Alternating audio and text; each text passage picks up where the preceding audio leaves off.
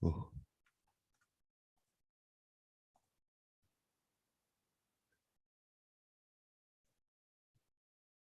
5, 4, 3, 2, and 1. Hello, everybody, and welcome to the latest episode from Public Access America. I joined early so that I could let you know you can find our live streams on YouTube at Public Access America every Sunday, noon Eastern, 9 a.m. Pacific, 11 a.m. Central Time. I also wanted to let you know that Inspirations Beyond Disabilities has some great episodes out, a new one coming out at midnight tonight, as well as I was on a podcast called Unsubscribe with one of my new best friends, Kai. So go check that out. Search for Unsubscribed in Apple Podcast and Spotify. And check it out. It was a great show. I've said things I've never said before. She pulled things out of me, got things out of me. So we're just waiting for Jeffrey. So I'll let you know you can find Public Access America on Spotify and Apple Podcasts, TuneIn Radio, Google Play, Player FM, TuneIn Radio, the Stitcher Smart Radio app, Radio Public, and Red Circle. Hey, if you're looking to create a podcast and build your audience and earn incentives while you do it, Red Circle might be the way to go. Gosh, what a long week. What a great week. I am feeling so much better than I was last week. Ooh, a cold can rip through you like nothing else when you're not expecting it. Wear your masks, social distance, get vaccinated, and wash your hands. These are things that'll prevent the cold, flu, and COVID. So it's just a great idea. If you notice in countries around the world, they wear masks like almost all the time because their air quality is poor and our air quality is just as poor. So remember that there's more toxins in the air you breathe than in the vaccine that you're avoiding. Really, the vaccine is salt, sugar, oil, and inert COVID spikes. Super easy. There's more in your cheeseburgers. And it's been bugging me all week. It's not immigrants. It's not the liberals. It's not the deep state. It's not the moon landing. It's you. If it's you, go get vaccinated. You know what I mean? It's not that hard. You don't even have to tell your friends. Just go and get vaccinated. Let them do what they're going to do. Save your life. It's not political. Your life isn't political, right? All right. We're just waiting for Jeffrey. Sometimes I join too early. Let me get situated here. Edit this stuff out.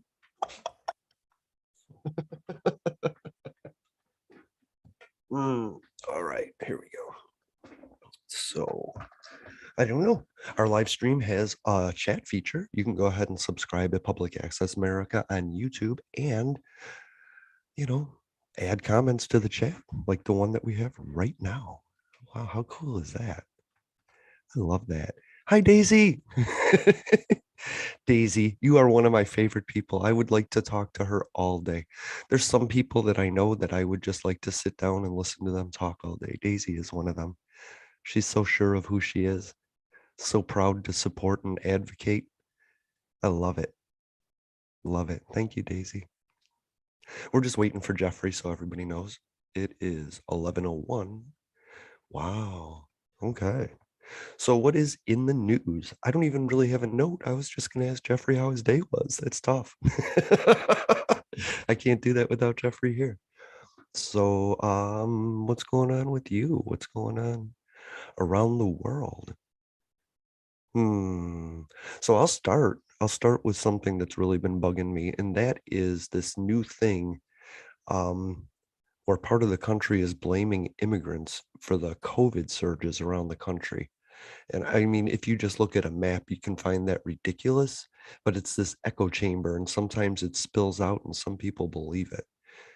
Honestly, the people you're calling immigrants, this is their home, this is their land. They've for 17,000 years, they've been walking from Canada to Peru, and then we came along and just built a line, and it's like, what the fuck?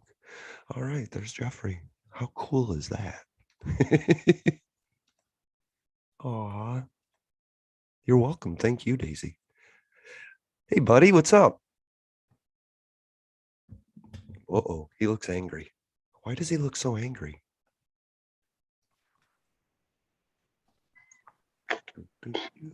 Hey, there we Hey, go. what's up? How are you doing? I'm doing all right.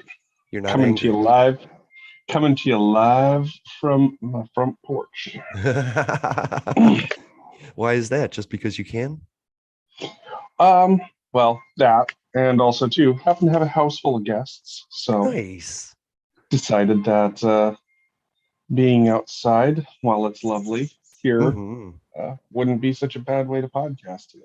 I like that. You know, with the people that have gotten vaccinated, that's one of the great things that you get to do is spend time with people again. And Hmm. not all Zoom connections anymore. So I'm really happy you get to do that. What's that Well, like? I'm happy for my kids because they spent so long not getting to see their friends. Hmm. And the biggest worry in all of this was kids are not going to know how to talk to people after this. And Yeah. I don't think that's necessarily the case. I think Mm-mm. that kids are going to be longing to see their friends and have normal kid times. And the idea that it was those of us who wanted to keep our kids safe that was going to do them the most harm is, I think, probably the most dubious argument I've heard yet. using Because using kids to claim to not get the vaccine and do all that stuff, yeah, that's pretty insidious.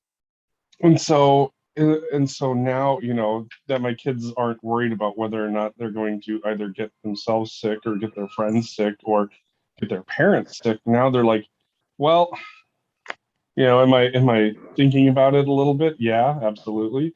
Am I excited that I just get to hang out with my friends? Oh yeah, absolutely. That is cool. and I so like and so now they're going to try and make up for lost time and hang out with their friends. hmm So do you have anything to discuss on COVID really quick? I know we don't want to do a whole episode on it when everybody's doing Mm, episodes on it, but there's some ridiculous statements coming out about immigrants spreading COVID, and it's the liberals and their cough guns. oh my So God. I just didn't know if you heard anything this week that you needed to dispel. Right before you came on, I was explaining that blaming immigrants affects me in a way that many other things, like it affects me more than other things do. It's just such a ridiculous comment to make. So I was dispelling that one. Yeah. So what these people are doing, let's think about this from a logical perspective. They're blaming immigrants for spreading COVID. And why would they blame immigrants? Well, because immigrants are probably unvaccinated. So what you're doing is blaming the unvaccinated for spreading COVID, but you refuse to look in the mirror and point the finger at yourself. So you would rather make a target out of some group of people that you've already made a target out of in the past. You just the level of cognitive dissonance on that one is absolutely spectacular because Agreed. because that's exactly what they're doing is they're essentially trying to blame a group of people who are unvaccinated for spreading the virus without understanding that they're the group of unvaccinated people who are spreading the virus. Well, That's right. at this point I should say they are a group of unvaccinated people who are spreading the virus but also getting the virus, and overwhelmingly are the ones taking up ICU beds and hospital beds. Correct. So Correct. the reality is that no, it's not immigrants that are taking up your ICU beds. It's you. It's you. That's what I've been posting. I've been pretty direct lately on social media. It's not anything else. It's you. If you're not vaccinated, you're the problem. How is it though that this is the dissonance I have a problem with, that the vaccine is bad. It was made by science. So I'm going to go to the hospital and get monoclonal antibodies or be on a ventilator and machines that were created by engineers. And oh my God, I forgot about the horse dewormer that people in Mississippi are being poisoned by now. Holy shit, Jeffrey, that's the one I want to talk about. All right. Well, we'll get to this. So here's what I want people to understand. The same people that are absolutely screaming about the vaccine being bad, but accepting monoclonal antibodies don't understand that the monoclonal antibodies are just as new of a technology, if not newer, than these vaccines. Right. So It's taking somebody else's antibody and replicating it and putting it in your body, as opposed to getting the vaccine and having your body create your antibodies. people are even going as far as to, if they need blood transfusions, they're refusing blood transfusions simply on the basis that the blood might be tainted with the vaccine. And I'm going, holy shit. Wow. Wow. Number one, possible, I suppose. Number two, honestly, if you're interested in what this looks like, for example, any of our military friends are probably going to know this, but after military members get the anthrax vaccine, their blood goes for a premium because they have antibodies for anthrax. Mm-hmm. And so sometimes their blood is actually sought out. So that way, if somebody ends up with anthrax and they need a blood transfusion, they got that in a heartbeat, and that'll help boost them up real quick. That's cool. I didn't know that. And I live right by a Yep. naval base. Yep. So the the interesting part of this is that they're picking and choosing the science that they want, Right. because the monoclonal antibodies are good, even though they're a newer technology, but the vaccine is bad because it's different slightly from all the other vaccines that we've ever gotten. Mm. Good point. People are saying that the vaccine is too new. And what I've been trying to explain is the technology that created the case that it goes in is 10 years old. And Yes. it's now a year and a half of testing this vaccine, the mRNA, and it's been a year and a half. There's been over 1 billion shots administered. I think it's pretty safe. I think it's pretty safe, unless you're that rare category of immune compromised that you need to get tested first. I think you can get the vaccine. If you're willing to eat one of the billion cheeseburgers sold by McDonald's in the past 10 years, I think you can get the vaccine. And that's one of the, I still say that one of the biggest, I would say, legitimate arguments that people have is waiting on full FDA approval versus emergency use authorization. I can Well, understand I can understand that argument, and how mandating someone take a vaccine that doesn't have full FDA approval mhm. can cause some heartburn, and I fully accept that. But I also proffer to those people at this point, if you think that these vaccines aren't going to get full FDA approval, I mean, you're living in a realm of hope that very few people have. That's actually planned to happen tomorrow. That's supposedly Pfizer is going to get get full approval tomorrow. Yeah. Um, that's I know the plan. They said that they were hoping to have full approval by Labor Day, so that's definitely on the list of possible. So Mm. uh, if they get it done tomorrow, that'll be interesting and fantastic. If they don't get it done tomorrow, I fully expect that they'll have it done before. Yeah, I mean, I don't mind them researching it and taking their time with it. You know what I mean? Well, and that's just it. For example, with Moderna, one of the things that they're going back and doing is they're wanting to study cases of myocarditis in kids. Mm. And so they made Moderna go and list more kids in the study, so that way they could get better data. I was wondering And why they were waiting for kids like this. so apparently, myocarditis, swelling of the heart, is something that has come up with kids. Hmm. But one of the things is that, number one, it's been completely treatable, and number two, it's treated by ibuprofen and rest. So it's something that parents are concerned about, and rightfully so. You Hell know, yeah. but this is exactly what you want the process to look like. If there are questions, you sit down and you get those questions answered.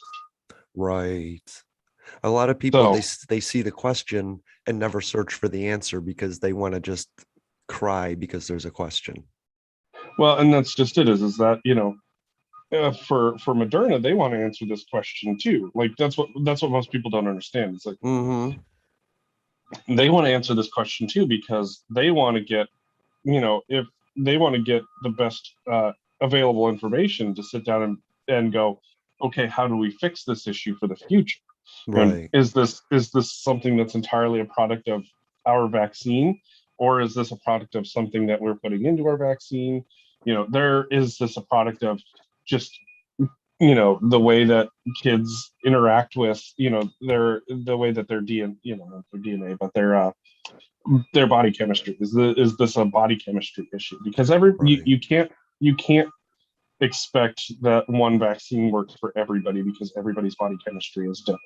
That's right. And kids in general, I think they have more chemistry involved.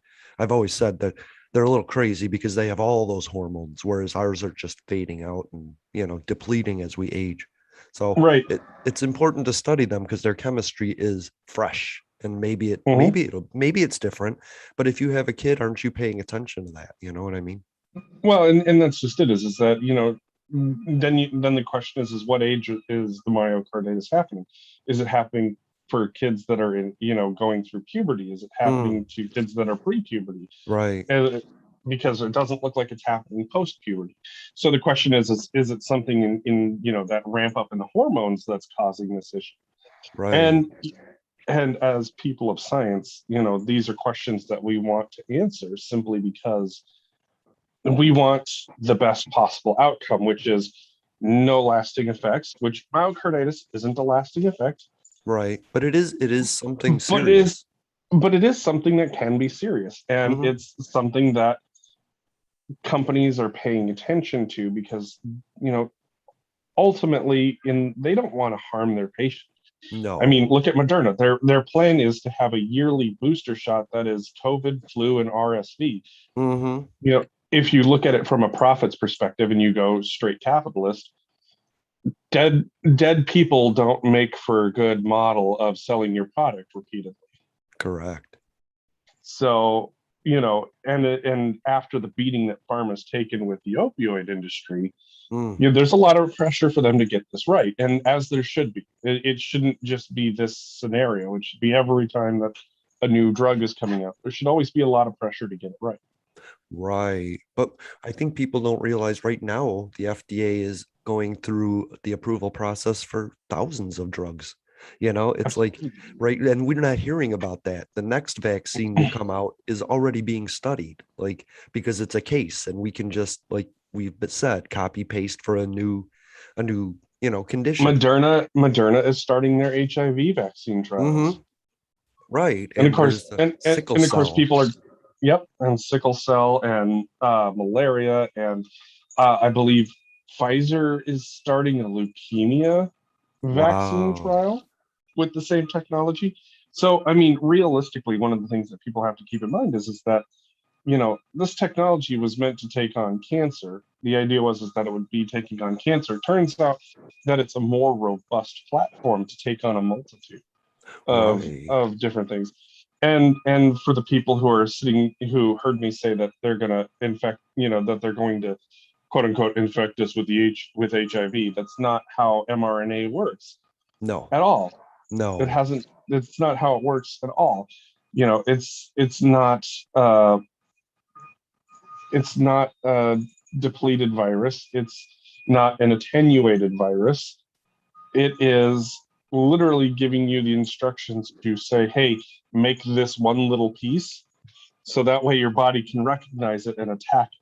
And so that way, when your body sees that one little piece, it can create the antibodies to attack Right. It's not the central virus, it's the outer parts, the spikes, the it. proteins, Yep. that it's the key that goes into your cell's lock, and your body's antibodies are the gum that you stick in the lock at the time. You know what I mean? Mhm. And so I always think about, like, the first people to see cars and how they were like, oh, I'm never going to get in one of those. And now look at how ridiculous they seem. Like the first airplane seemed dangerous as fuck, right? But Mhm. eventually it was something that we all used. And this is we've used vaccines forever. And the technology's only gotten better over 150 years. I mean, And think about it. Like the first quote unquote vaccines for smallpox were literally taking people's sores that had Mhm. scabbed over, grind them up, and then snort them like you would fucking cocaine. Right. The first sores were So, from a cow, and a guy cut his kids and put it in the cut. That's the first vaccine in England, you know? That's just mhm. crazy that somebody was willing to do that, but you're not going to take this like scientifically perfected thing. It's just weird to me. It's Well, just it's that, science. I wouldn't say perfected. Scientifically shown to be safe. Like well, there you go. there's like the risks. Like we've talked about multiple times. It's a calculated risk, and the Mhm. calculation is what are my chances what are my chances of getting the disease, number one. What are my chances of getting ill from the disease, number two. What are my chances of getting severe illness from the disease, number three. What are my chances of death from the disease, number four. And when you look at what that looks like for COVID, I mean, getting getting sick is an inevitable. It spreads really fast. Right. Getting severe illness, less likely, but still more likely than you'd like to see. Getting stuck in a hospital on a ventilator, less likely than getting sick, but still way more likely than you want to see. And then your odds of dying from the disease, really high, and much higher than it would be from taking the vaccine. The Yeah. calculated risk is what are my odds of dying from the disease versus what are my odds of dying from the vaccine? And Right. overwhelmingly, your odds of dying from COVID are far, far, far, far, far greater than your odds of dying from the vaccine. Right. The vaccine causes an immune response which can't be predicted or determined by group. Individually, people create antibodies, and the new variants can overwhelm the antibodies for a time. There's a time when Mm-hmm. your body is making antibodies and the virus is streaming into your body, and your body is going, wow, and it's building up its masses. And in that period, you can feel sick. And if you create less antibodies like autoimmune deficient people do, then it can overwhelm you easier. But Mm-hmm. if you're in good health and your immune system works well, then that's shorter. That's a shorter period. That's individual. That's not the vaccine. That's just human, Mm-hmm. So And also, too, what you're doing is you're flooding your body with antibodies in preparation for the likelihood of getting COVID, because that's really right. your likelihood. So instead of waiting for your body to produce antibodies to fight COVID, you have a set of antibodies present already for when you get COVID. And Exactly. then when the invader shows up into your body, there's already a frontline defense while, the means of production starts taking off to bring in more defense. Right. Which, by the way, creates fevers and aches as your body Yes. mounts an immune. I mean, there's issues with an immune response. If anybody's had a cold or a flu, that's the same thing, right? It's the battle of infection and antibody in your body, and you're gonna feel that. Mm-hmm. Absolutely. Right. So So yeah, so that's horse dewormer, I want to talk about that because even the company that makes it is begging people not to take it. And so so these things are made for cows, and that's right up your field. So I'm kind of curious if you have an opinion about that. my opinion is people are fucking dumb. Uh anyways, Invermectin, so this anti-parasitic. Invermectin is actually used in people as well. It's just you Mhm. have to dose it properly. Right, So, right. so Invermectin you have to get a prescription for, and it's used to treat worms, is what it is. Invermectin is an anti-parasitic used to treat worms. And for people, you have to get the right dose in order to treat if you're infected with parasites. Mm-hmm. But this goes to the same level of people are thinking that, oh, well, it's medicine, so this has to work on this thing. And I'm here to tell you that an anti-parasitic is not the same as an antiviral. COVID is not a parasite. It is a virus. And so taking an anti-parasitic, well, if there's anything that you're going to learn is that you probably don't have worms because, well, we use a lot of science to make sure that our food products don't have worms. Mm-hmm. Number one, but number two, the dosing is extremely important. And what people fail to understand is that dosing is not merely a suggestion. It's been tested multiple times to figure out what people's responses are. So it's, there's a great saying from a video game, Assassin's Creed. It's a, when dosed properly, that which can cure can also kill. That's And, right. That's right. it's very simple. Things that you take normally, if you dose them the wrong way, will kill you. Yeah. And Invermectin is one of those things. Dosed properly, the good news is you won't have worms. Dosed improperly, it will kill. It will kill. And it's about like the concentration of what you're taking. It's too concentrated. It's not watered down in a proper way. It's not diluted properly. Every drug has a coating, something that Yep. helps the drug get to where it needs to go. Yeah, like what you're saying, a worm, yeah, is not like a virus. It has Not at all. it has an anatomy, and that's what Yep. the drug is working to kill. It's like I don't know. I don't know. It's like killing bugs with a bug spray. The bug spray kills the bug. Mm-hmm. It's just so It's, weird to me that somebody will go to their feed store to get a drug for their cows and then take it themselves. Like people are being mm-hmm. hospitalized. There's Mm-hmm. 70% of the poison control calls are for this drug in Mississippi right now. It's Yep. crazy. And then Well, that's mm, people want to believe that there's some sort of magic bullet out there to uh-huh. keep them from either getting sick or from having to take a vaccine. And the answer is that there is no magic bullet. There is none. Absolutely zero magic bullets out there. Yeah. It doesn't, you know, for the people who thought hydroxychloroquine was going to be the answer, you know, it has more fucking health issues. And on top of that, people who take hydroxychloroquine are taking them in only a 2-week regimen at most Right. because there was no malaria vaccine. And once there's a malaria vaccine, guess what people aren't going to fucking take? Hydroxychloroquine. Why? Because you can literally now deal with malaria. Right. God, I love MNRA. So it's one of those things like those Invermectin is dosed appropriately for 1,200 2,000 pound animals. At 200 pounds, let's just say the average is 200 pounds, you're gonna fuck yourself up real hard real fast. Yeah. Even a drop, because the drop is concentrated. It's not diluted. And so it's still going to be a full force just for a shorter amount of time, maybe. Mm-hmm. and and people need to understand very very very very very clearly, a virus is not a parasite.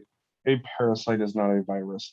You cannot treat one with medication for the other. If you go to worms and if you have worms and you go to the hospital and they give you an antiviral, that's going to Mm-hmm. be just as effective.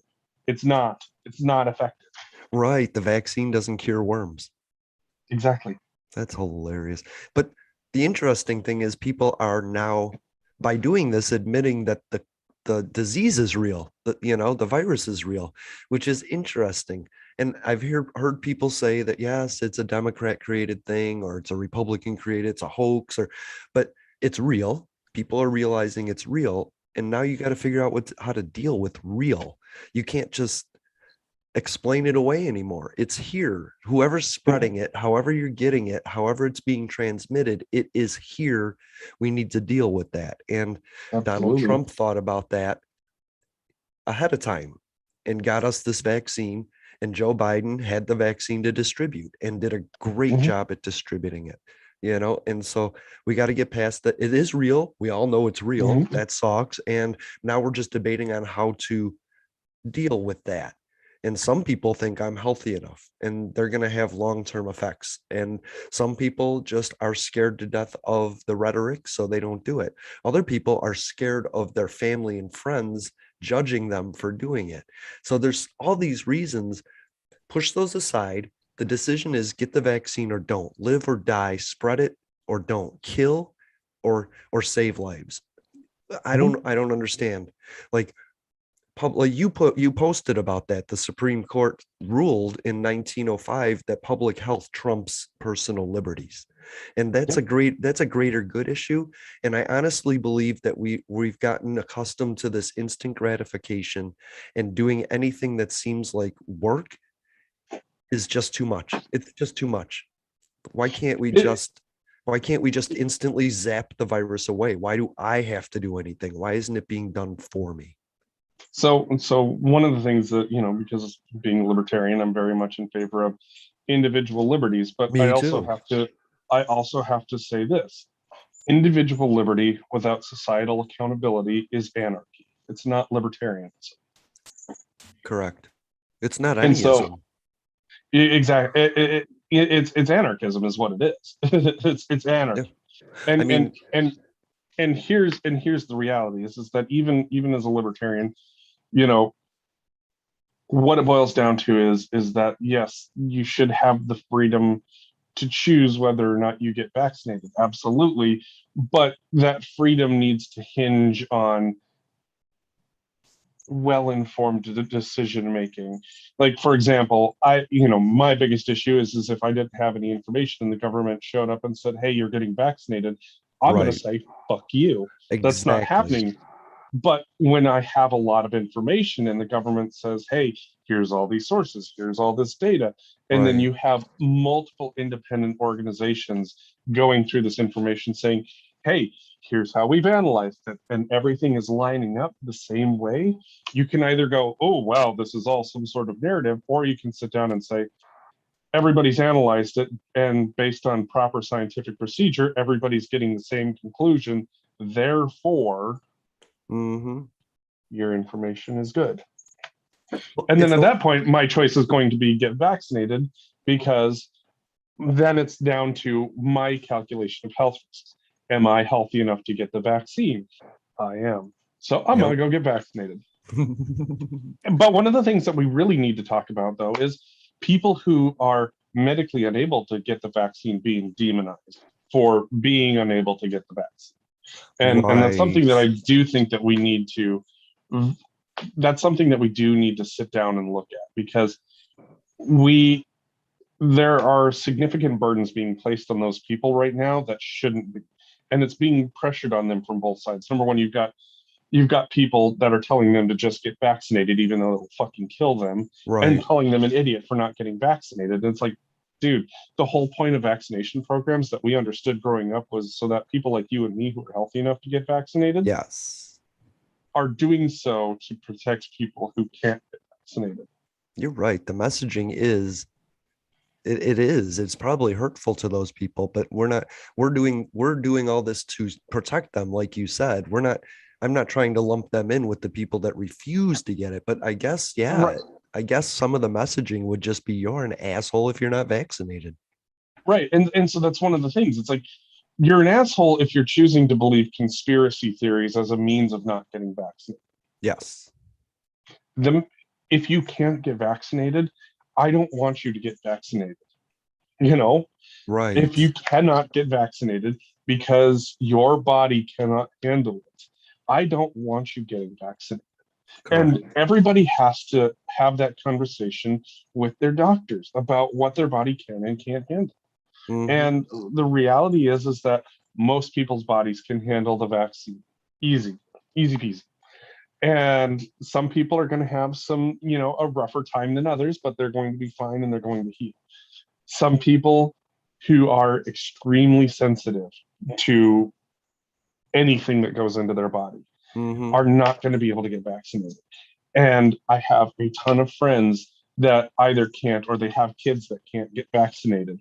Sure. And the understanding has always been, always been that we get vaccinated to protect those who can't. Yes. That's why I wear a mask in the store, is because somebody that might not be able to get the vaccination is working the register or has a job in the store. That's why I wear a mask, is because I can still have it. COVID can still stick into my nose and then spray out everywhere I go. So I wear a mask so it just sprays back into my mouth, because I am immune from it now to a certain extent for a certain amount of Mm-hmm. time. Yep. And that's the reality is that, you know, we're not being asked to mask up to keep those of us who are vaccinated to protect. We're Right. already protected. Initially, that's one of the things that when we talked about this a year ago is that masks, you know, masks offer very limited protection to Hmm. the individual. Very, very, very, very, very, very, very limited. Right. It's nothing huge. I mean, the reality is that if you wanted to actually protect yourself from the virus, you'd be wearing a fucking hazmat suit. That's just not Yes. feasible. Right. But two people wearing masks interacting with each other limit the spread of the virus significantly because the Yes. person who has the virus is limiting their ability to aerosolize it and Hmm. spread it. And the person who has a mask on that doesn't have it has very limited protections from breathing in that.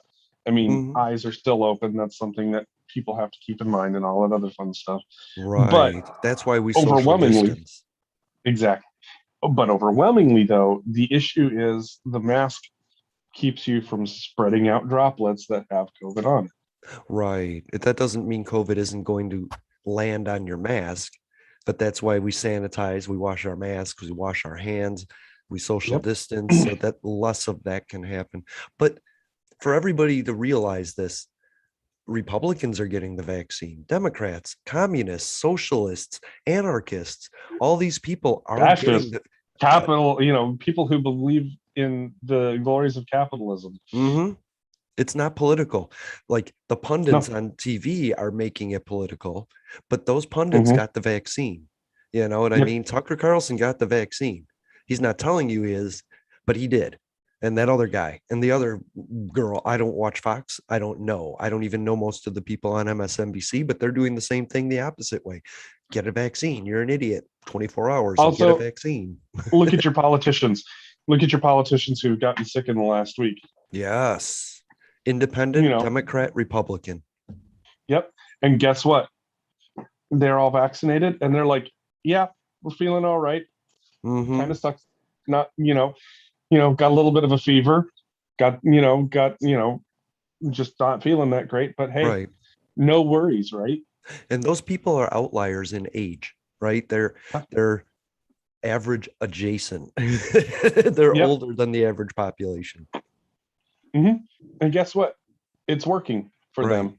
Yeah. Greg Abbott got the vaccine, got COVID, is getting monoclonal antibodies. He's doing everything he can while he's telling people not to mask and to send your kids into COVID infected schools, you know? Although it looks like the Texas Supreme Court's delivered him a big L on that one. Right. DeSantis too. Thank God for common sense. Thank God for Well, common sense, you know? and one of the things like I saw, Montana has made it so that way businesses can't require vaccination as condition of their employment, and I'm like, that one's going to lose because at Mm-hmm. will employment means that you get to decide the conditions in which your employees are part. So people are cheering on Montana in that one, and I'm going, that's not going to get held up in the court of law. It's not. Yeah, it's like Nancy Pelosi putting forth a voting rights bill that she knows isn't going to pass. It's for votes. It's not for safety. These people in Montana are just trying to play to a base, a shrinking base, by the way. People people are saying it's 50% of the country. It's not. People are saying 40. It's not. It's not 30. It's not 20. It's 70% of 20% of the population. And we're giving them strength by saying they're a bigger group than they are. They're a diminishing group. Hmm. They're getting smaller and smaller every day because they're coming to their common senses or they're dying, you know. And what we're left is with people with reason. And so that's Yep. a big thing. Um fuck, where was I just gonna go? I had it. I had it and I lost. So Africa, we're talking about boosters. I'll go to this until I think of it. Yep. We're going to boosters, and Africa, the leaders in Africa are saying maybe these richer countries should stop hoarding it and give it to us. And that's a misnomer. Boosters don't mean we're hoarding the shots. And apparently to date, over 6 million doses of the vaccine just from the US alone has been distributed around the world because it is a global problem. We're not looking away from Africa to let them die. We know that the most hurricanes start off the African coast and come here. That's why our garbage goes there. There's an interconnection between the two of us, and we need them healthy too. We're not hoarding it. I don't think we're hoarding it. I don't think So we're. okay. so here's the issue with boosters. Number one, there isn't is what they're calling a booster shot is just another dose of the normal vaccine. There isn't a Yeah, dedicated booster out yet. I did wonder about So that. Right. yeah. So in theory, yes, we are quote unquote hoarding it. But this once again, I get where they're coming from because they desperately need doses as well. Hmm. And I think that there needs to be a larger conversation on, in the event of a global pandemic, what does technology sharing look like for Yes. for mass production of something that has affected the global economy in scales that we haven't seen in a century. Right. But Ever. Not with but not with a modern economy have we seen such right. destruction. But once again, governments are in place to protect their own people, right? I hope so. That's the idea. That's I the have idea. questions about that. I have questions about that every day. Yes, there's been constant examples of the government killing people, but we're not talking about that right now. Right. And so in cases like this, you know, their job is to ensure that their people are protected and that um they get the help that they need first before helping others. You know, Yes. otherwise, what's the point in having your own government if all you're going to do is take what you have and then spread it around the world? That sounds a little bit more like communism to me, but fuck, socialism. fuck you, communism. By the way, Jeffrey, I looked at our Ye- stats, and the Russian Federation is in sixth place in listenership, which scares the Hey, crap out of me. honestly, it doesn't scare the crap out of me. One of the things that I've said before is overwhelmingly, I don't have a problem with the Russian. Well, Russian yeah. people are fantastic people. I have a problem with the Russian government. Mm-hmm. That said, I have a problem with the U.S. government. Mm-hmm. so, so, Yeah. so Russia, if you're listening, hey, Hi. Zvezda. And one of the things that I would say to all of my Russian friends is that from what information I've been able to get, Sputnik V looks like a fantastic vaccine option. Yeah. Yeah. Kudos. So, so, so I would tell my Russian friends listening, you know, seriously consider the health of those around you. So just seriously consider your own health. Mm-hmm. And if you haven't had the chance to go get vaccinated, absolutely go do it. Like Yeah. anything else, probably feel like shit for a little bit, but you'll bounce back. You'll feel great. And guess what? You're most likely not going to end up sick in the hospital. So, Right. so Unless you're a dissident and being poisoned slowly. well, No, That's a I whole would nother I conversation. would say I think the Russian people are strong and amazing, and the US as a population has no issue with the Russian people, and we have the same issue that you have, and that's with your leadership. And that'll change over time, but we support the Russian people. I just find it amazing that Russian people can listen to me without their government okaying it, which tells me that's 31 listens from the Russian government, and that's what worries me. Well, even if it is from the Russian government, you Hello. know, hi, guten tag. No. Guten Um, Tag. uh, Even if it is from the Russian government, overwhelmingly, you know, I want the people of Russia to be able to live free and prosperously. Yes. I have questions about the way that you do it. Mm-hmm. Just as, there are probably people that have questions about the way that we do things here in America. That's true. Um, but overwhelmingly, it's like, this isn't the Cold War. Like, I don't wish for Russia to get nuked into oblivion. I think Hell that that's no. absolutely. I think that those are archaic ideas created by people who sought power beyond their control. Yeah. Uh, Ultimately, what it boils down to is that we're going to have disagreements. We're going to have disagreements on how things are to be handled, Mm-hmm. but we have a lot. I would say overwhelmingly, we have more places we can work together than we can disagree on, and we just happen to have, you know, pundits, uh, probably in Russia as well as here, Right. that like to make a bigger deal out of things than they should. Because they need to fill the hour. Absolutely.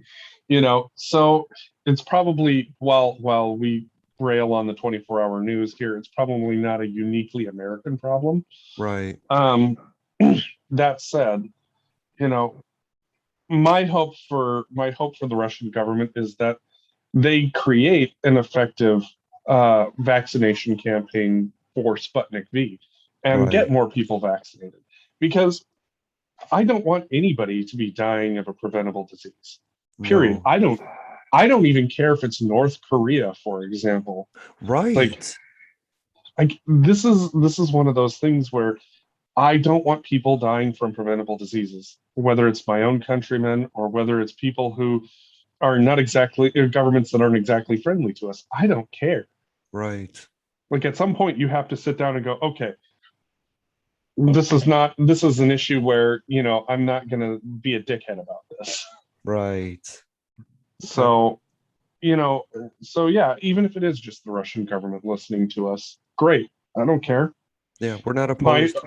And by the way, Yeah, $20 million, this podcast is yours. It's just I need 10 million to retire, and I promised Jeffrey half of all the profits. So it has to be 40 or 20. That way we're both set for life. And then you can have this podcast mhm, or not. I don't care. Come and buy right, it. right. But ultimately though, like, I hope that the Russian government is able to create an effective messaging for why they should Sure. get why the people should get the vaccine. Right. And the effective message that I have is, look at America's hospital system and how overwhelmed it is by people who are unvaccinated. And that is the message right now. Is that it's not a pandemic of the vaccinated. Right. It's It not a is a pandemic pandemic of the of immigrants. it is a pandemic of the unvaccinated. And Yes. and that unvaccinated is twofold. It is by choice and by inability. And I feel sorry for those who are unable to get the vaccine. I do not feel sorry for those who are willfully choosing this path. Right. What did I call it on Facebook? A tradition of ignorance. Yes. It's just a passed down tradition of suspicion and ignorance, which is so Mm-hmm. it's so funny because those same people will go and ingest anything you ingest has more. I'll wrap up on the COVID thing by saying it's oil, it's salt, it's sugar, and it's inert COVID spikes. Literally breathing air, you get more toxins in your body than you would by getting the vaccine. So it's ridiculous to me that people are suspicious of it. The ingredients are right People are there. more willing. People are more willing to smoke cigarettes Yeah, something that is known to kill people, known to sure. cause cancer. Literally, it has fucking radon in it, for God's sake, and rat Yeah. poison. Right. I mean, you'll go and eat burgers from McDonald's. You don't know what's in there. They put silicone in their fucking McNuggets to make them brown better. You're ingesting silicone, but you won't take oil. So I don't know. So It's anyway, I want to yeah. move because we only have a couple of minutes left in this hour. Um, it's a little subject, and I wanted to give it a little time because it's another thing everybody is talking about. How do you feel about Afghanistan from last week to like now? Whew. Do you think This we're is improving? Here's how I looked at it, because like you're a data analyst and Dan's an Mhm. infectious disease guy. I was a plumber for a while, and to me it still looks like we pulled the pipe before we shut off the water, and now we're complaining about the mess. We had all the Mhm. time in the world.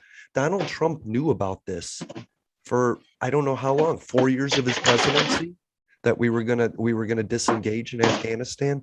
He had he had every chance to remove these people from Afghanistan in a safe time frame, but he didn't do that. He actually made the process harder, reports are saying. And now we have a depleted system that wasn't built to take care of 80,000 people. But still, Joe Biden had from January 20th to May 1st, right? To May 31st, one of those two, to get this done. And he didn't even really work on it. And it was a simple math of if you can get 2,000 people out a day, then it's going to take 40 days to get 80,000 people out. To me, it was simple math. To them, maybe it wasn't. So I'm just kind of curious. Do you think things are getting better over there? Do you think they're unstabilizing? I've seen people protesting in the streets, like against the Taliban in mass force, which I'm excited about. News agencies are staying in the region, even though there's danger. You know what I mean? I think I'm optimistic, and I'm really just stalling for you right at this point. I did, I had some coffee pot difficulties this morning, so I haven't even had my first cup of coffee yet. Oh, no Um. way. Oh yeah, no, something went pinky. So, Sorry about that. mm, Okay, but you got it now. I got it now.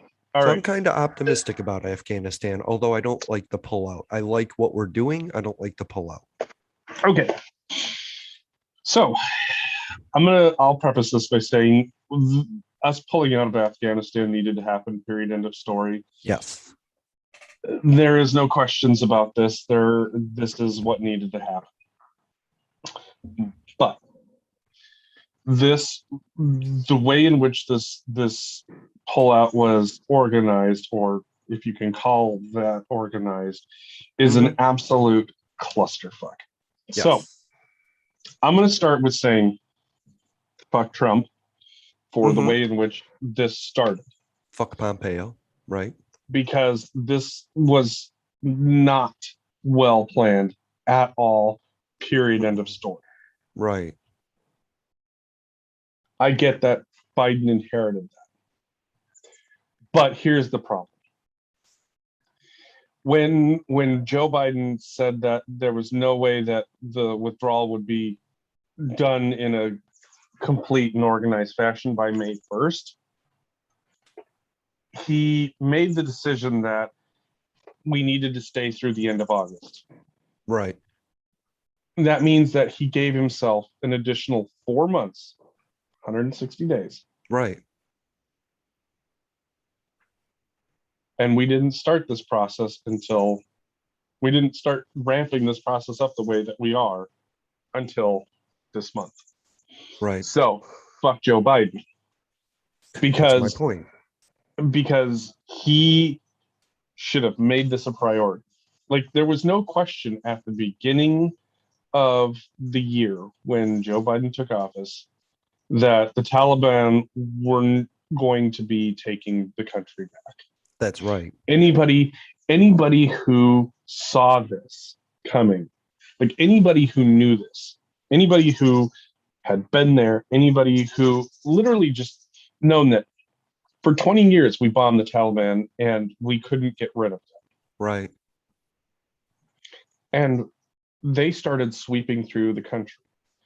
Before Joe Biden got it. Oh yeah. So the idea that this was not going to happen was a fool's errand. I will say though, I will give them the credit of, you know, they did not expect it to happen in 11 days. But it didn't happen in 11 days. If May 1st was your deadline and it's happening in August, it literally took that long. The Taliban Well, could have advanced in May, but they didn't. no, they were, but we were still bombing. Gotcha. From the point that we stopped our operations, period, end of Okay. story, no more. They fucking they waltzed in. Right. Right. And so literally, once we stopped doing our strikes, our airstrikes, and Mm-hmm. keeping them at bay, they walked in. Yeah. Well, they were negotiating deals with governors and leadership in the outlying areas. So they had deals all the way up into the capital. There's this thing called the blob, though. Like if you give an Afghan fighter a gun, the blob still needs to give it ammunition and money and Mhm. food and water. And it turns out that the blob retracting didn't really get to those outlying districts with that stuff. And so that's why the Afghan fighters just dropped their weapons, is because literally they hadn't eaten in days and they had no bullets. Like we make it seem like, okay, well, we trained them. Yeah, but we took the resources away. The resources dried up. So how were they going to fight? And Joe Biden had said it was a will to fight. I don't know if it was a will to fight, because I'm seeing people in the cities protesting like crazy. I think it was a lack of stuff. Oh, You oh know, no, they, I think that that is definitely part of it. Because the thing was is that they had ammunition stockpiles. I mean, some of the images coming out of sure, Afghanistan, the amount of weaponry and ammunition that they had were more than enough to hold out a fight for a very long period of time. but it wasn't distributed at all. Well, but then again, like, is that on us to continue distributing when they have a 300,000 strong army? They have to do their own No, logistics. no, but I mean, we have to stop blaming the individual fighter for their lack of will and I mean, the Afghan government was looking to retreat. As soon as the Mm. deal was signed, they were looking to retreat. They weren't looking to arm their forces and keep them healthy. They were thinking about themselves. So the Afghan fighter has the will to fight. The people have the will to resist. The government, neither government really had the ability to help those people, to support those people in the fight. Eventually, it just dried up. Well, and that's one of the things that, there's going to be a lot of postmortems after this. Mm-hmm. Um, Reality is that it's an overly complicated situation. Yes, there's definitely some willpower issues in terms of fighting. And the question is uh, do you have the willpower to fight for a government that you don't think is going to stick around? And well, we saw Yeah, Afghan's president take the fuck off. right. So at what That's point you're like, what point are you like, that's well, deflating, they're right? get they're getting the hell out of here. So Mm-hmm. why the fuck am I fighting? Right. And that's my point. It wasn't just the fighters, it was everything involved. And that's really a bigger issue, because now we're looking to have um Afghans come and live in America. And now people are, otherizing them. And so by portraying the Afghan people as weak and willless, I just don't want to go down that long-term Mm-mm. road. They've been I don't think. they've been Well, I wouldn't say that it was the people so much, right. That's because what I'm trying to say. your average everyday person wasn't armed for this fight. Right. That's what I'm trying to say. But people are going to project that on everything. And I think that's a real issue. There's good Afghan people, there's bad Afghan people. There's Afghans that have PTSD and other issues, and that's going to appear slightly off. until they get the help they need. But that doesn't mean we shouldn't bring them here. Get off your phone and look at America, and you'll see there's so much room for people. So I just Mhm. wanted to end on, I don't want to blame the Afghan people. It's a mess. And I'm No. so glad we're getting out of there. I'm so glad we're getting out of there. I'm going to say thank you for listening to Public Access America. Tune in Thursday for our next episode. All right. So anyway, I have a great question for you. Well, Ooh. actually, it was I had this dream of asking a lot of people this question. This question was asked to me, so I'm just going to ask you, and I might lead you a bit with this. So, 7 billion people on the planet. Do Mhm. you think that men are generally stronger than women? In what regard is what I would ask. Great question. Great question. Because I mean, it depends on how what do you want to frame this as? Hmm. Um, Overall do I population, once again, what in what regard? Are we talking about physical strength? Are we talking about emotional strength? Are we talking about physical. childbirthing strength? No, physical, just straight physical strength. Straight, How just about this? As it relates to sports, which well, I have an issue with because people train for sports. But generally, here's the thing: 7 billion on the people planet, 350 billion of them are men, billions of them that are in China. And I could think of an entire country of women that could kick any Chinese guy's ass. You know what I mean? Generally, oh if we're yeah. going by generalizations, that could happen. So I don't, it was weird to me. So It's a so weird thing to me. Are men generally stronger than women? I would say no. I would say no as well, simply because if you're gonna put if you're gonna put athlete, trained athlete versus trained athlete, Okay, let's do that it then. depends. It depends. It honestly depends. Right. I mean, there's always been that question of could you put Serena Williams up against, one of the top tennis players, and when they could you Sure. put, one of the best WNBA players up against one of the best Mm-hmm. NBA players? Right. I mean, I think you could. I think you could, and it's hard to say with any certainty how that game would end up. Mm-hmm. I can't speak to it because Yeah. here's reality is that as an average person, there are absolutely women who kick my ass at sports up and down the Mm-hmm. fucking court. Right. Absolutely. When I played football in high school, there was a girl on one of the football teams that was a linebacker, and she could hit like a fucking truck. Yeah. So, Yeah. you know, the idea that the idea that men are inherently stronger or whatever have you, it depends. It It depends honestly on a lot depends. of other things, right? A man that can bench press 300 pounds but is too lazy to do it isn't going to compete as well as somebody that can only lift 250 but has the will to push to 300, you know? Well, and also too, I mean, one of the things that you have to take into consideration is, what does training for men versus what does training for women look like? Because Mm, we kind of have this idea that, well, if both of us train this exact same way, then that should be the answer. When what you're dealing with is the fact that, women train differently than men train differently than women, heck yeah. and I would argue that, when it comes to people training, men train differently than other men. Mm-hmm. Everybody trains differently. So, for example, the guy who's a bodybuilder versus the guy who's out competing in world's strongest man competitions, Right, right, not the same training. right. It's different when you're trying to throw a log in the air as opposed to bench press weights.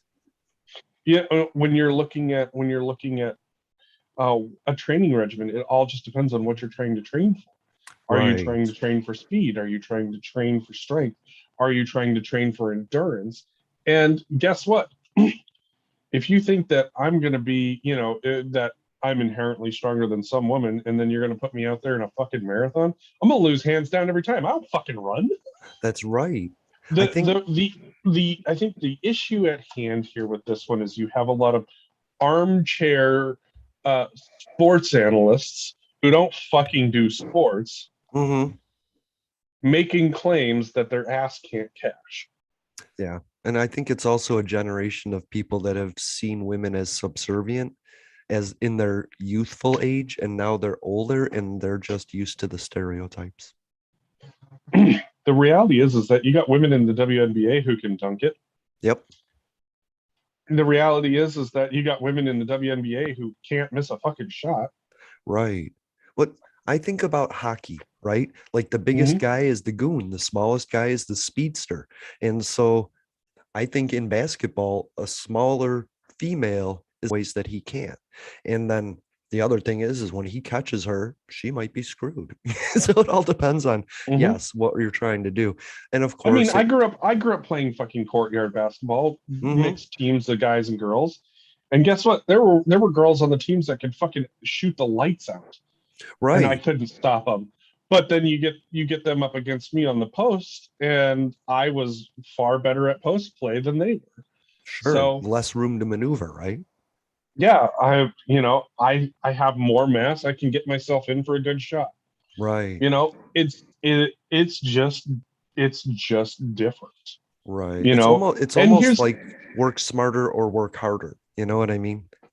and here's the thing, like I think we've gotten so used to these ideas of men's only sports and women's only sports. Yes. Like I'm just bored with it, to be Me too. perfectly honest. Like Me it's too. like, you know what I want to I want to see basketball games where it's mixed. You got women and Me men playing. too. Me I too. would love to see, or just people playing basketball. Just people. Because what's being suggested is a third category of sports for transgender athletes. I think that's ridiculous. I Well, think that's it's fucking stupid. ridiculous. And that's where this is coming from is the weightlifter, the transgender weightlifter that Mm-hmm. it it it just it I can't conceive of the argument. Estrogen doesn't make you stronger. Having a penis once upon a time doesn't make you, tougher. And everybody's trained to lift weights. It's not like a man has an inherent advantage. I don't understand where the inherent advantage is. You're assuming that that man was stronger before they transitioned. And that's Mm-hmm. obviously not true because that person never really won much until they started training specifically for something like you said. So they weren't inherently stronger before, they're not inherently Mm-hmm. stronger after, and that just doesn't mean they have more will because they are a man. I think people think that men are tougher and stronger in their mind, and that's not true. And it's just Tell not, you what, it's the first, awkward. the first, the first quote on the first real, how do I want to phrase this? Mm. I would love to see somebody born with all male genitalia go for the endurance of childbirth and then tell me that men are stronger than women. Because the joke has said many a times, but I don't think that it's wrong in any sense, that if childbirthing was left up to men, fucking human race would die out because one of us would have a kid tell the others how awful it is, and that would be the end of it. For sure. For sure. I would love to see So, mixed competition. Just, I think mixed competition is what needs to happen, mm-hmm. because yeah, I think that's why some people have gone out of their way to find new sports that encourage mixed competition. Yeah. Because it's absolutely just aggravating to watch. Basketball right now doesn't even feel like basketball back when we were watching, people Right. like Jordan and Vince Carter and things like that. Right. It's really stale right now. Mm-hmm. You know, the most excitement that's happened was the Olympic three on three games that they did, which was a great unique uh, change on how basketball is played, because God knows how many 3-on-3 games that I played as a kid. Right. You know, Interesting.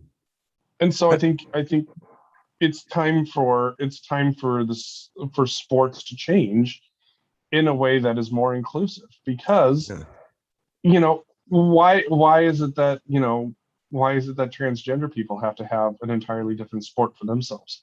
Yeah, I think that's ridiculous. I say no to That's that. insane. That's insane is what that is. Yeah. Um, and I get that, there are people who are going to want to compete and watch men's only sports, whatever. There are people who are going to want to compete and watch women's only sports, okay, whatever. But it's time to like actually come up with sports that are just inclusive. So that Yeah. way, it's not like, the man sitting at home and watching the football game. Like, being Right. able to encourage, watching competition and knowing that, the people that are out there competing are going to have the same shots at, you know, winning or losing because they have a mixed team, rather Yeah. than it's like we've stacked the team with just this one group of people who are 6'8". Exactly. I'm not a big basketball fan, but I use it as an analogy for a lot of things in life, you know? I think that's why I like skateboarding, Mm, is because, there's no men's skateboarding or women's skateboarding. It's just skateboarding. it is, right? Hmm. And Interesting.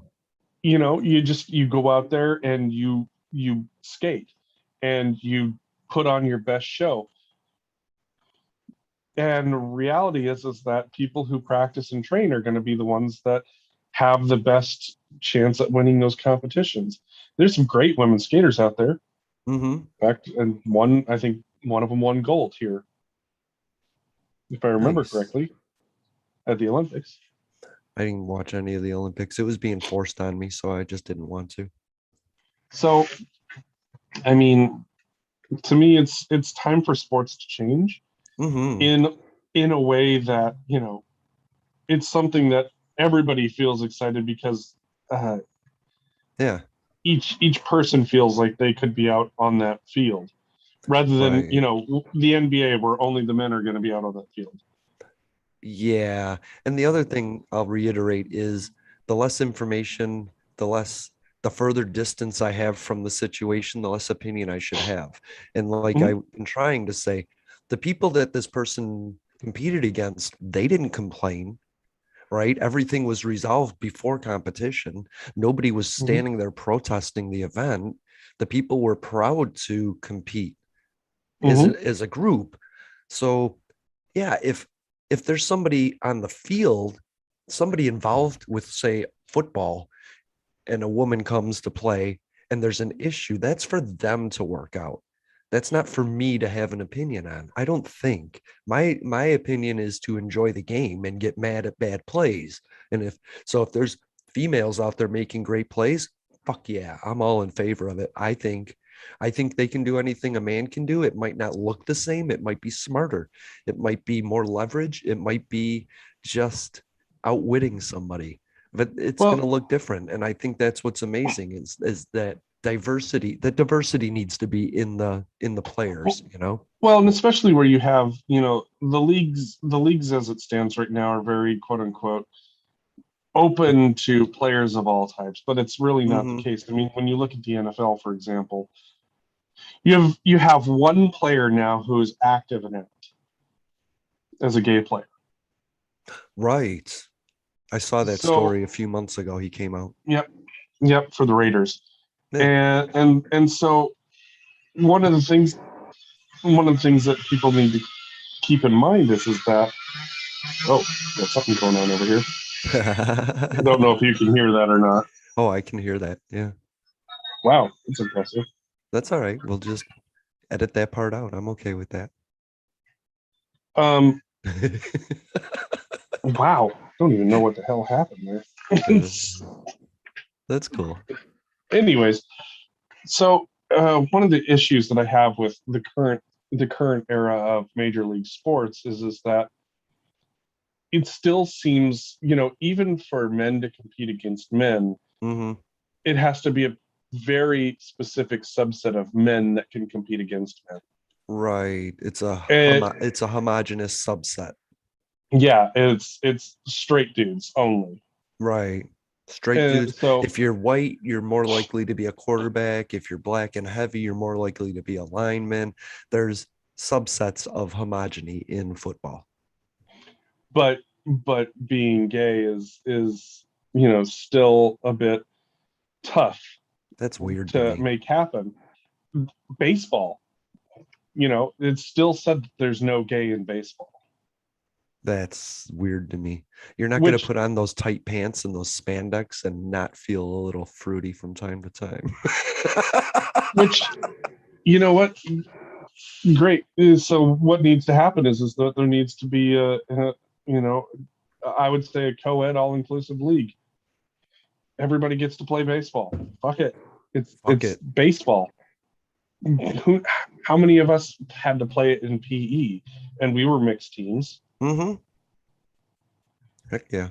I have no You problem know, with that at all. And then and so and let's so see what the ratings are. Let's see if men's, women's, and mixed, which one does better. I think, right, yeah, that would be great.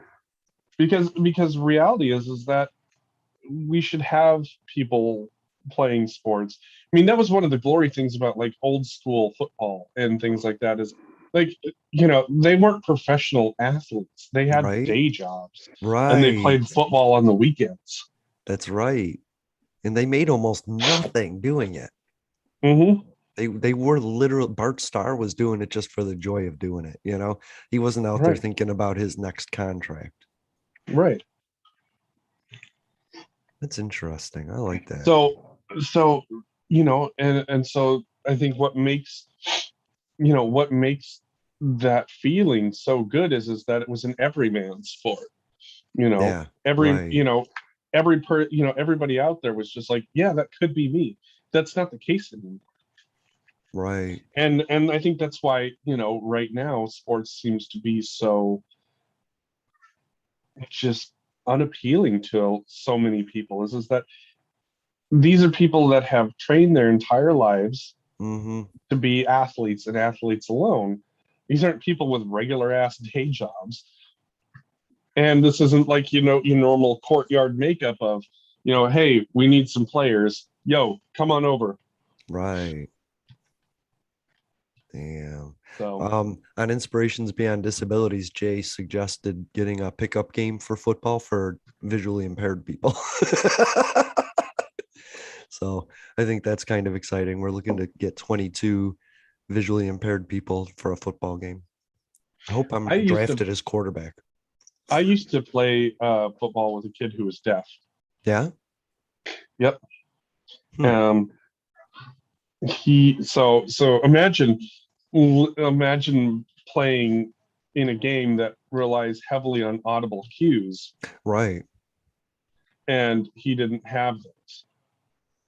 And see how I'm not forming an opinion.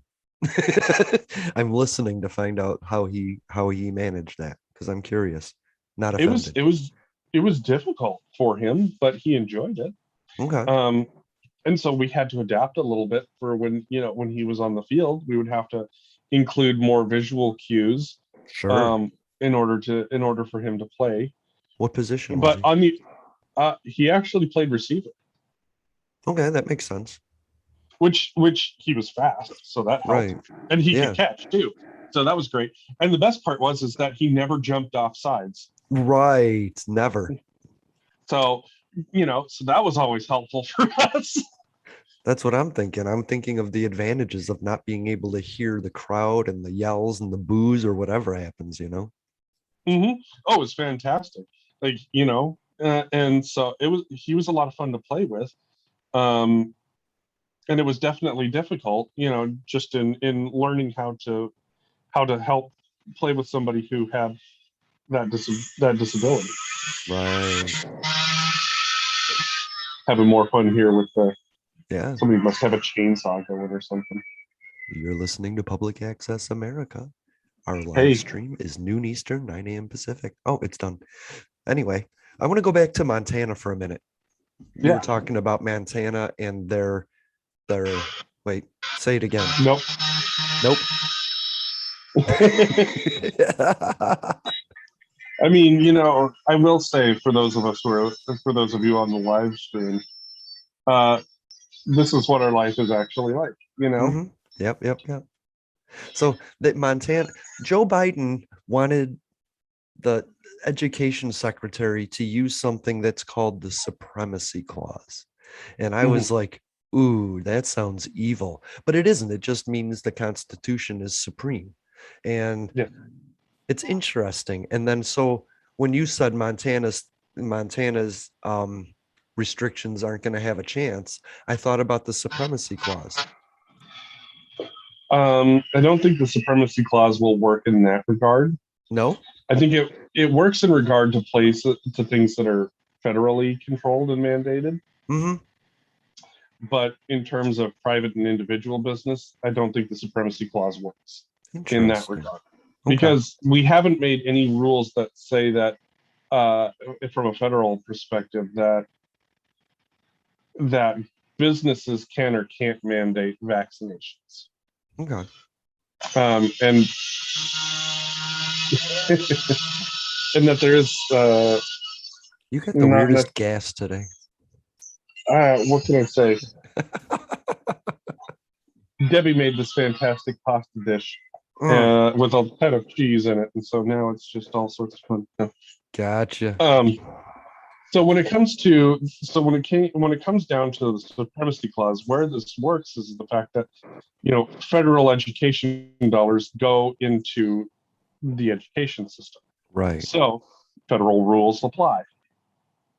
If you work at any sort of group where you deal with federal contracting, federal laws trump state laws, period, end of Okay. story. So, like, for example, here in the state of Washington, we have a lot of labor laws. But the moment that, we do anything federally related, Mm-hmm. we have to use federal laws, period, end Okay. of story. Okay. So federal laws trump our state laws. Okay. Now, in terms of what that looks like for private businesses. If these private businesses, if the private businesses were quote unquote, actors of the state or the feds, that would be Mm-hmm. entirely different. Okay. But they're But what not. if they're federally insured? Um, if they were federally insured, Mm-hmm. like banking, then Yeah. they've got to go by whatever the state regulations are in that realm. Okay. So Interesting. Okay. It just so sounded whatever the legal. so whatever the so when it comes to the laws that they're doing, when it comes to that, businesses can't mandate vaccination laws. Mm-hmm. That makes it really difficult because for that position to be tenable, simply because number one, vaccine and ability to get the vaccine is not a protected class. Right. That's why this law is not going to get held. If it's not discrimination, it's kind of like people sit down and go, well, it's discrimination. Well, why would you say that? Because I'm discriminated against. No, you're not. No. And the funny thing is that it's a bunch of white people who have no idea what the fuck discrimination is in any Right. realm Right. that are saying this, and it's like, no, this is not discrimination. What Vaccination status is not a protected class. what is a protected class then? There's only two. I saw your post. Oh no, there's quite a few Is protected there? classes out there. Okay. So for example, we'll start with some of the basics. Religion is a protected class. So one of the things that you can't discriminate based on race, religion, sex, creed, origin. Right. So number one, Yeah. religion is a protected class. There is So for religions that example, don't believe in medicine. There's Christian Amish, scientists. Yeah, Amish. Amish, So there is example. classes, and like the Jewish community believes in a separation of certain foods. I don't know how that deals with Yep. the vaccine, but there is limitations based on religion, and I understand that. I still think like I public disagree with safety it. trumps it. Right. I disagree, but from that standpoint, I can't necessarily argue. I can't. Right. Forcing's not going to go. I Oh, disagree, but I'll leave my opinions open. Like I'll keep them to myself in that because I'm not educated enough to know the difference. And if you're deep in a religion and you believe that your whole life, then it matters to you. And I believe that you should follow through on your beliefs, I guess. Yeah. What the hell are they doing down there? Oh, they are cutting down a tree. Like, sounds like Nice. a chainsaw. It doesn't Like, sound like a chainsaw on this end. it's like I'm sitting here like, what the fuck are they doing? Yeah, no, they've got a tree toppled down over there. So Okay. I'm wondering why in the hell they're doing that. That's life. It's Sunday. That's That's what life. people do. Yeah, apparently. So in terms of protected class, religion is another one. Mhm. Religion is one. Um, so race would be another, for example. Okay. Disability is also a protected class. Sure. So if you could make the argument that um, someone, are we done down there yet? It's that thing. Every time you open your mouth, it starts. It was funny to watch for a minute. I'm sorry. Oh God, it's no, it's absolutely hilarious. You know, gotta love the fact that this is the life we get to live right now. Yeah, yeah. I mean, we could actually wrap up. I have an hour, so I'm not really worried about it. Ah, we can chat for a little bit and we'll just Yeah, that's there fine. and shut it off. Of course, as um, soon as I was like, let's give up, he was like, yep, shut it off. All right, you go ahead and name some protective classes, and I will be right back. all right. So besides religion, you've got race. So you can't discriminate based on race. Disability is a protected class. You know, these are things you have to think about protected classes as things people cannot help. It, being born a certain race, I mean, religion is a tough one because you can help your religion, you can change your religion, but that's not a thing that people do necessarily. Um, sex, for example, is another protected class. You can't discriminate based on sex. Let's see here.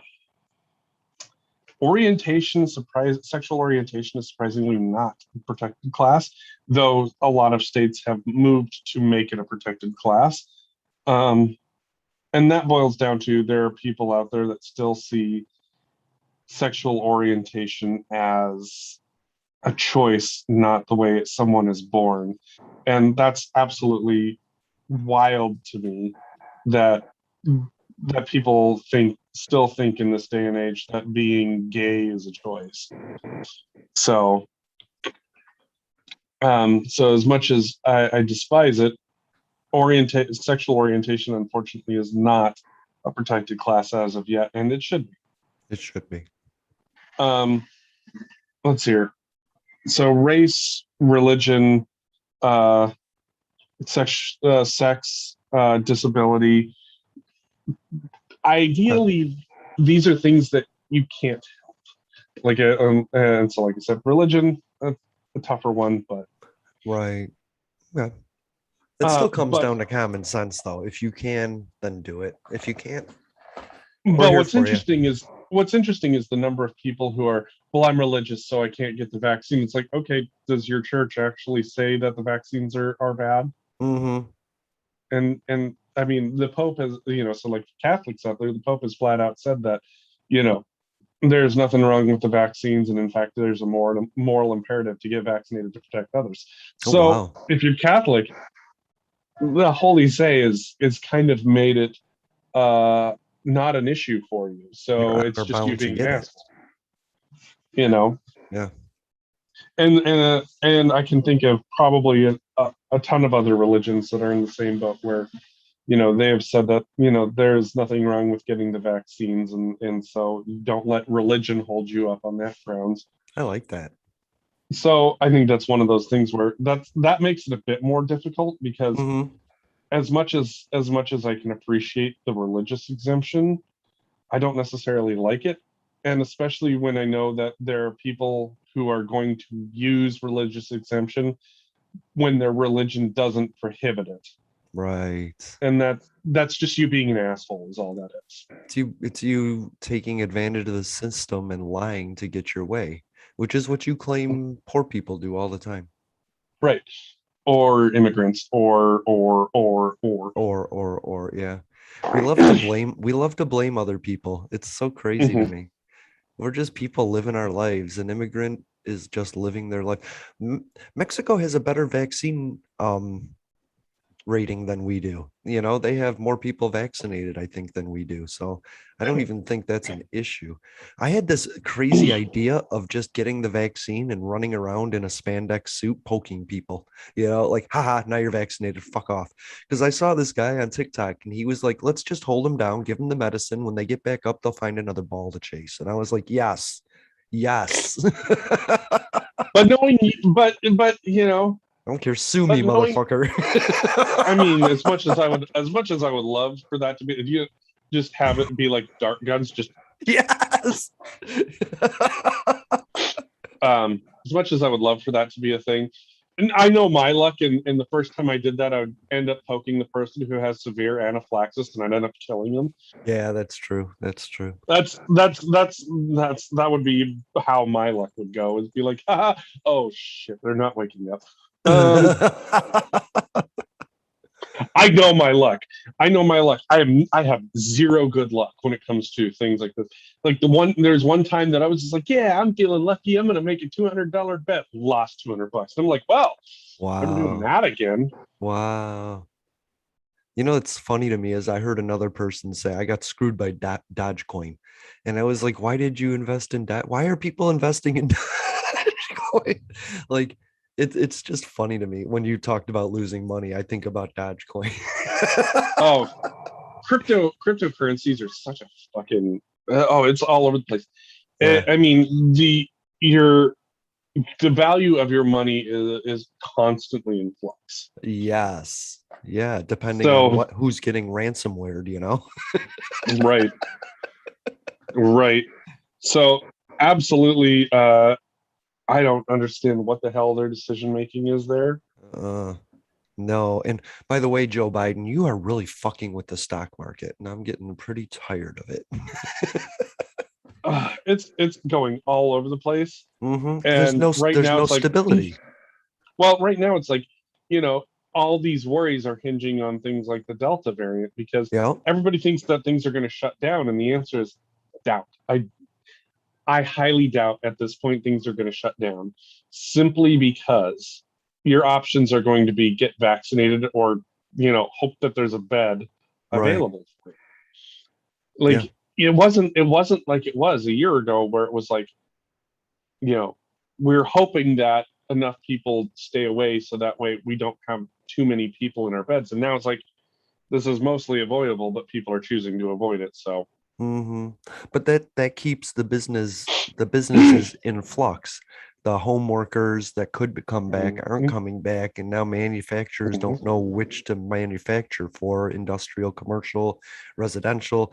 So there's no stability. The economy has nothing to grab onto for traction. Yep. And that is So literally because people won't get vaccinated. mhm, yep. So, I mean, blaming Biden for this is crazy. The economy isn't going anywhere after we pumped $7 trillion into it. And there's a reason for that. And that's because people aren't getting vaccinated. We can't get back to normal. Yeah. Yeah. Which sucks because for the record, I hated normal. I hated normal. I need Hated things. normal until this wild bullshit started, and it's like, Yeah. cool. What am I not going to be able to find this week? Toilet paper? Oh, fantastic. Yeah, right. Like people are amazed when I tell them how much bacon is here. Bacon is almost $10 a pound here. You know, Jesus that Christ.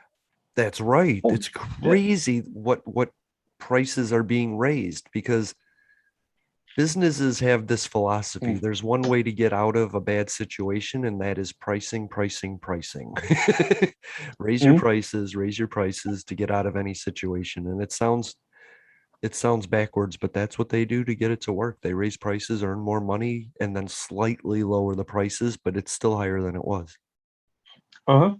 Well, and also too, I mean, like, you've got people, these big processing plants, they constantly are having people out sick. Mm-hmm. So Yeah, that's overtime. That diminishes profits. Well, it diminishes profits, number one, or if they don't even have enough people, number two, Right. then you've got limited supply at the grocery store. So what does the grocery store do in order to keep some supply?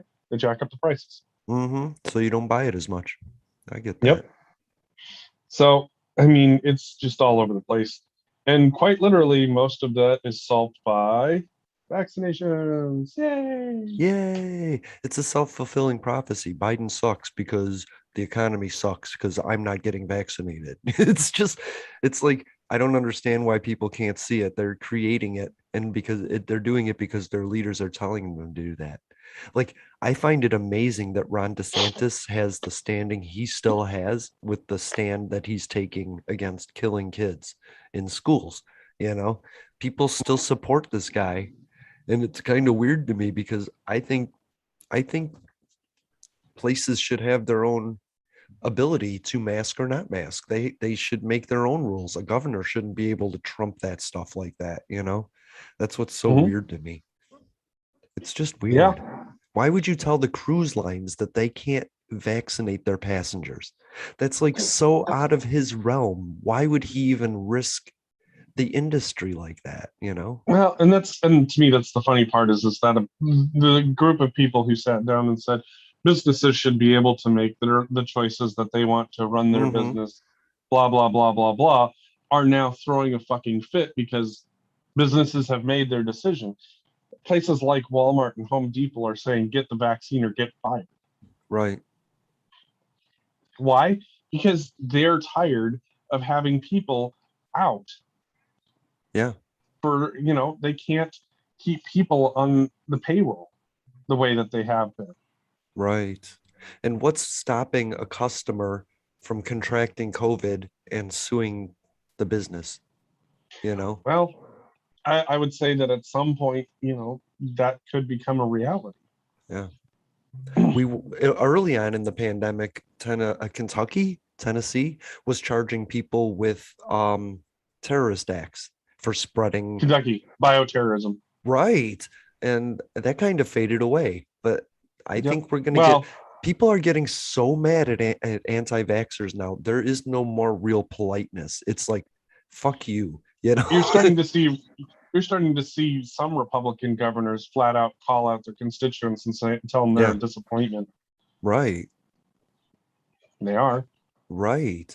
There was a doctor, they built a staging section in a parking garage. And the guy was like, you want to do your research, try researching fucking dying of COVID in a parking garage. I paraphrased. And you Hmm. you haven't done your research yet? Like, it's crazy. And people are standing They're up against Ron DeSantis, which I think is just utterly fascinating.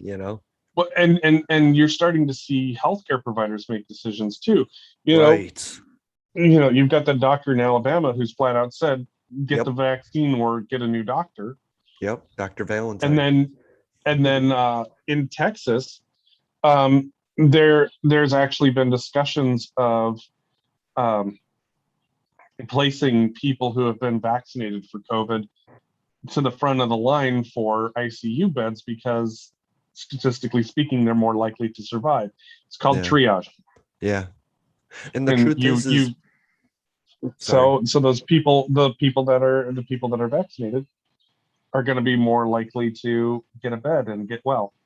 Good. I mean, because there is other issues going on with the people, heart attacks, strokes.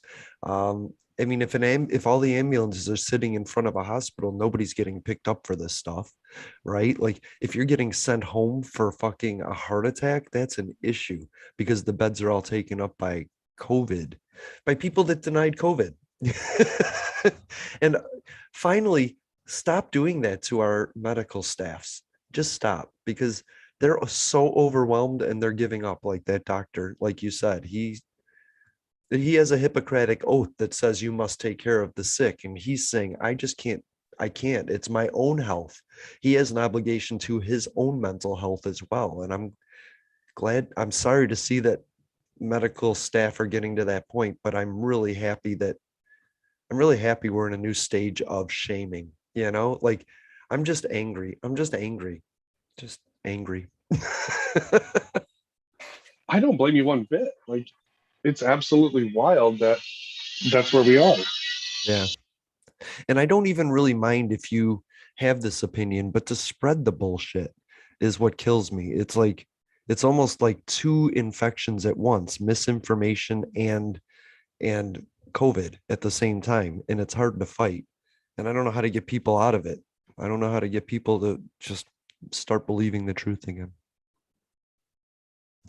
Look at him. It's hard to say, when it comes to getting people to believe the truth.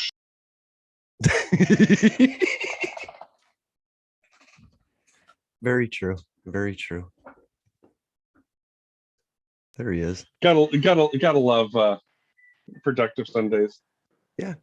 Yeah. Yeah. So My roommate was cutting the grass right before we went on air. He came in and he's like, "Hey, you got to record." I'm out of here. He's so nice about that. What a great guy. yeah, it's basically until enough people have enough people that they love and care die, they don't Yeah. change their minds. It's kind of like Yeah. unfortunately how a bunch of those people have said gay is bad, and then they have a kid come out as gay and suddenly gay is okay. Yeah. I think people just don't know. I think what they're saying is, I don't know anything about gay, right? That's what Mhm. I think. I don't think people are saying it's bad. They're saying, I just don't know enough. They just don't know how to say that. Why do we have to have an opinion on everything, even if we have no information, right? Why can't we just say, I don't know? I don't know. Or be like, or quite simply be like, hey, it's not my business. It's not my business. Exactly. That's another great It's one. not my business. It is not my business. You know what? It's like, great, you do you. Not my business. You want to Right. include me? Cool. I don't have any decisions or opinions or anything. It's just what boils down to is that, personally, I want people to be able to do pretty much whatever the fuck they want. Me too. Me And too. as long as it's not hurting anybody. And that's key, not hurting anybody. That's the goal. That's if I was to redo the Constitution, the first line would be, do not negatively affect another person purposely. Well, and there's where it gets tough because what do you define as negative? If I make you feel bad, that's negative. You're not trying to Whether make or me not feel bad, are you? This was a great you've done idea, and some, you're just shitting you've all done over it. some, You're you've done kind of some hurting bad me. things, Jason. You've You done some hurt me. bad things. Oh, What can I fuck say? yeah. Fuck yeah, man. but see what I mean? You have to be very specific about what that looks like because Yeah. people are assholes. Like me, I'm an asshole. Uh-huh. And what it boils down to is that like, does it physically affect you? Like, is somebody coming over and making you be gay? No, No. But no. you can always try Pensacola. It, you know, I'll it's take a it's free someone dinner. is someone being gay affecting your finances? No. Well, I I pay mean, higher taxes because now the government needs to protect them. the only way that you're going to be able to sit down and say is that these gay people. I mean, like my boyfriend is getting. You're like, wait, hold up, your boyfriend? Like, Mm-hmm. like the moral of the story is that people tend to interject themselves in places they have no business being, Right. and then they request that their government do it. Mm-hmm. Yeah, So I get it. But I honestly think it's somebody like sometimes people complain to start a conversation, right? mm, Or they'll ask you to do them a favor just to start a conversation. I think bigotry is the same thing. I think it's somebody that really kind of wants to know more, but kind of feels society says that they shouldn't. And they want to know more and they don't know how to address it. So they come out by going, gay is bad, hoping that Jeffrey will go, well, let me explain why it isn't. And then it's this getting rid of all the stuff that's been put in their heads over the last years and filling it with new stuff. And that's why I like these shows so that people can come on and listen and go, all right, disabled people aren't so bad. They're kind of cool. All right, I know what to do. I'm not going to get in their way. If I see them on the street, I'm just going to leave them alone. They're okay. I know they're okay. And that's what I hope people just realize. Like, right. I don't, I learned Well, last it's like year. it's like with gay people. It's like everybody like every straight dude has this assumption that some gay dude's trying to fuck him, and it's like Yeah. no. Or growing up where I did, where they thought gay meant pedophile. No, Right. Right. If you're gay, you'll sleep with anything because you're a deviant. it's like no. No. It happened to like adult men. Yes. Yes. Kind of like it's like, so if you're straight, does that mean that you like little kids? No. No. I happen to it's like you happen to like adult women. Yep. Yeah. I found So I have an amazing perspective on people. I just find the most amazing people, and I still don't know how I do it.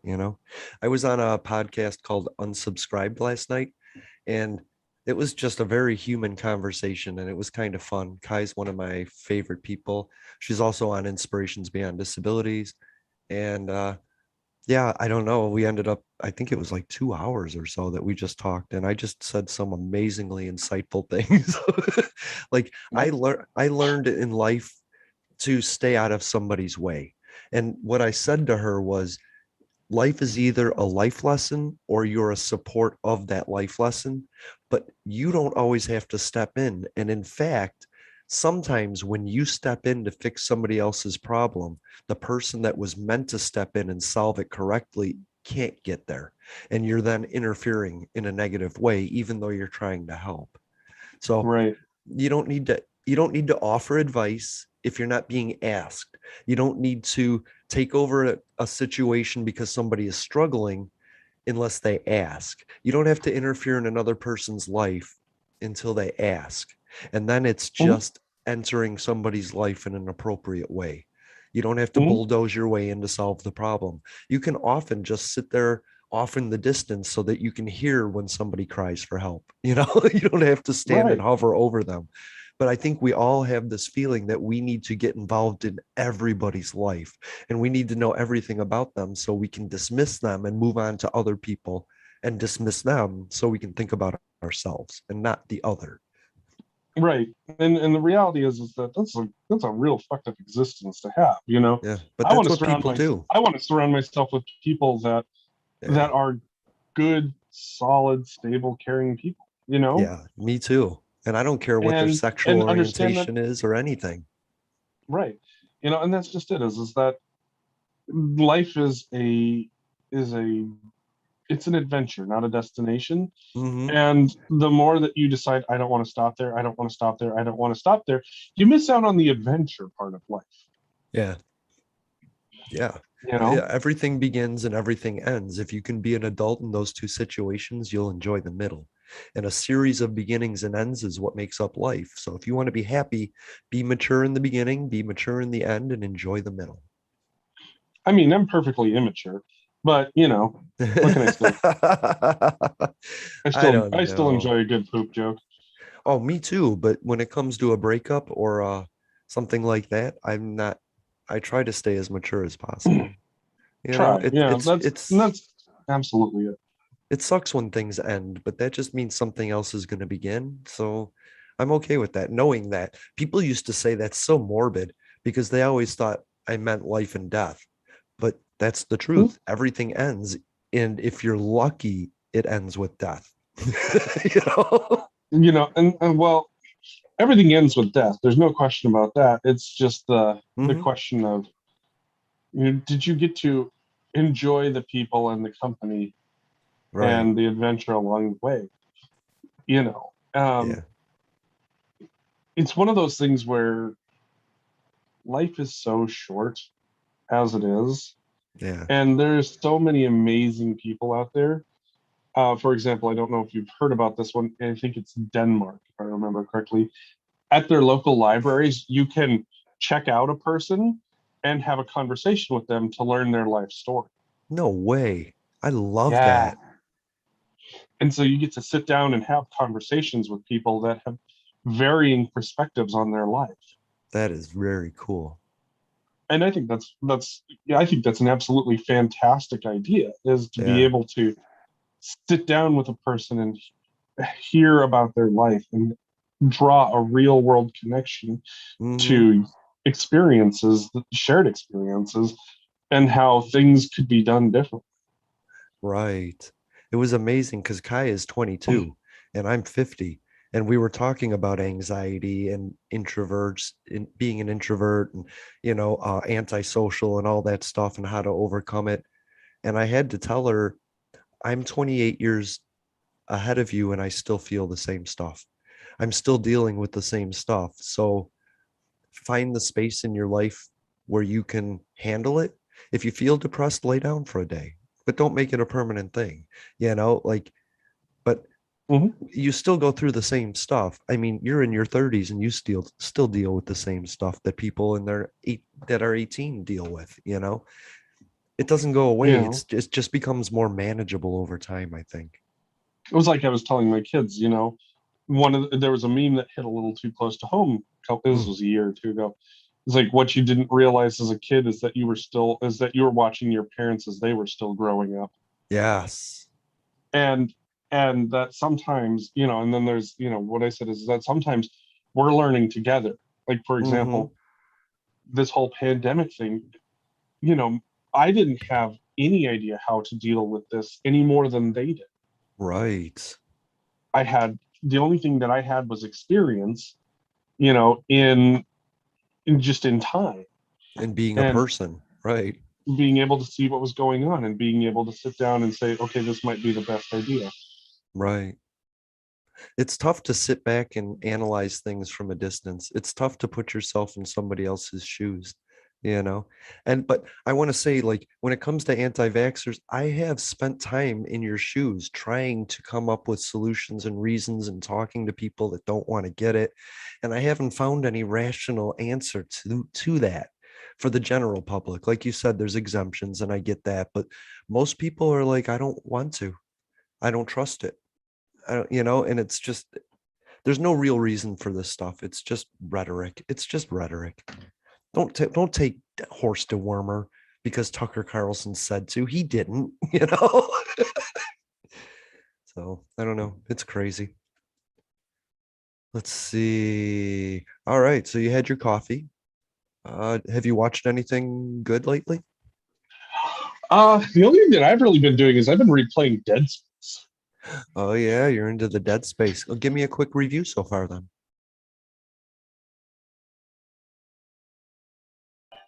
So, quick review of Dead Space. Sure. So playing the original 2008 because it was such a fantastic horror game that came out back then. It just runs so much better it ran so much better on the newer technology, so Mm, much smoother.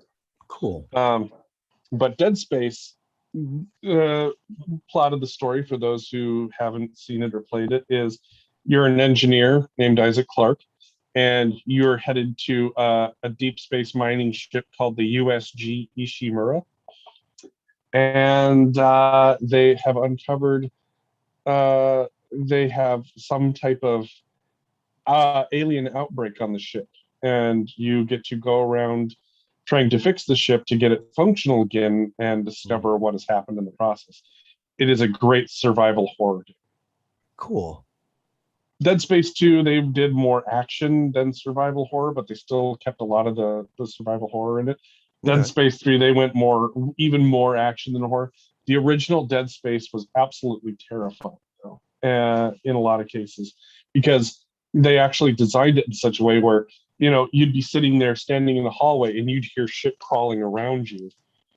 And then you wouldn't know where things were at. You'd have shit pop up behind you, beside you, jump down on top. It was fantastic. Oof. And they're going to do a remake of the game, keep it close to the original, Nice. but they're going to put in a bunch of the elements of some of the other games that they just couldn't do before. Okay. And honestly, like I loved Dead Space. It was a fantastic game, and I totally fucked up by playing it at night with a set of headphones on because fuck is it creepy. That's the way to play creepy though, right? Oh, absolutely. And so one of the things that I want to do is when the remake finally comes out and I can finally get a new gaming system, is I also want to put a sound system in so that way when I'm playing it, I can have the full experience for everybody to join in with me and have Wow. them get the fuck scared out of them while we're playing a horror game. I Because like that's one of the that. things about that I love about horror games. So with horror movies, you can close your eyes and fast forward through the creepy part. With a horror game, you have to play through it. You have to keep going. Right. Man, There fuck. is there is no fast forward. There is no just closing your eyes and hoping you get through it. You actually have to face it and go through Yes. Early on, I made video games a metaphor for my existence. Everything is levels. You got to collect things. I don't know if video it. Hmm. games resemble life or life resembles video games at this point, you know? Well, Fuck. it can in one way or another. Yeah. Fuck. Now I I just want love to it. I want to watch you play Dead Space now so bad. Oh, I love Dead Space. I love it so much. Right now I'm just doing some easy runs so I can max out gear and weapons Right. so that way I can do a hardcore run Yes. What a because they metaphor. there is an impossible mode on the game where it's hard but you only get 3 saves. Wow. Before So you can't go any further? yeah, and if you die you go all the way back to either your previous save point Hmm. or you go back to After three, uh, you go back to the beginning. yep, Wow. The beginning level one? level 1.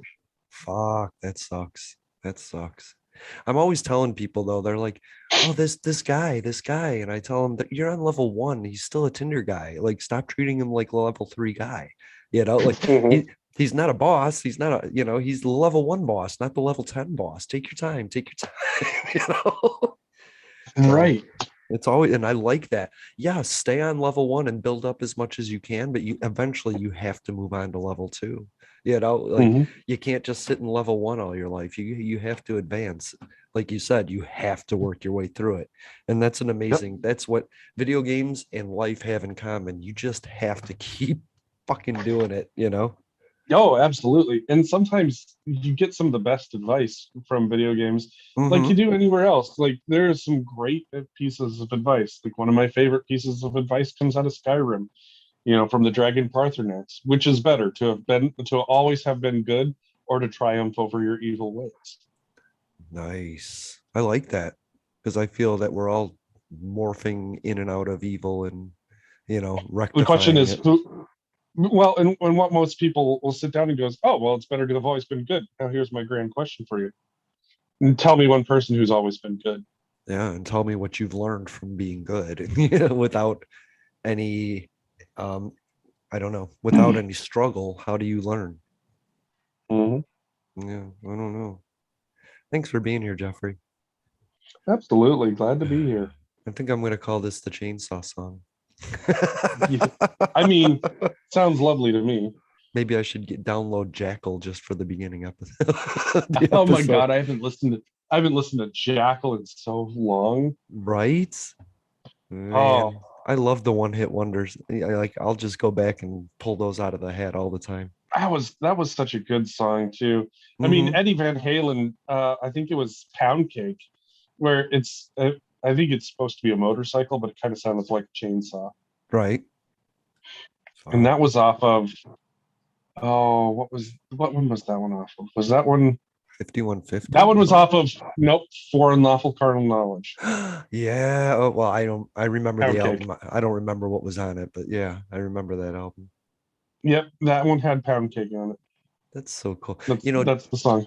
When Jackal came out, they wouldn't, they almost didn't let me buy it because it was age restricted. It was like the first album ever age restricted.